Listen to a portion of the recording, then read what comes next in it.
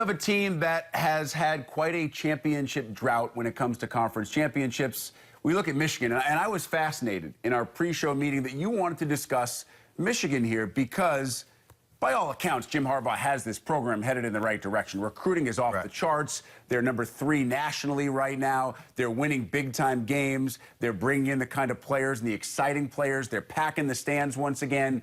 And yet there's still a challenge in your mind. There is still a challenge. And what he's doing with quarterbacks has been unbelievable, right? I mean, I think we all can agree with that. Quarterback whisper. He's special there. But here's their challenge. Since 2000, Michigan only has 3 Big Ten championships, and 2 of those were split. And also since 2000, they've only beat Ohio State 3 times. And in the last 2 years, Jim Harbaugh's first 2 years, even though they've been very good, they've been 3rd in the East.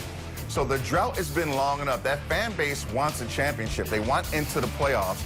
And his challenge is how do you replace 14 to 16 starters that are now leaving your program and play at a high level with all the teams that we talked about. We know Penn State is bringing back a ton of talent. Ohio State is bringing back a ton of talent. Coach D'Antonio, we anticipate getting back on track. And Maryland is recruiting at a very high level. So it's important for Michigan to win the Big Ten this year. I really believe that. I don't think the coach is on a hot seat like he's going to lose his job.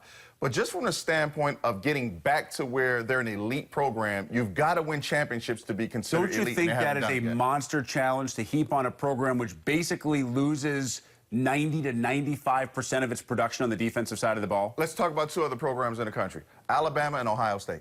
And Michigan has to be in that category.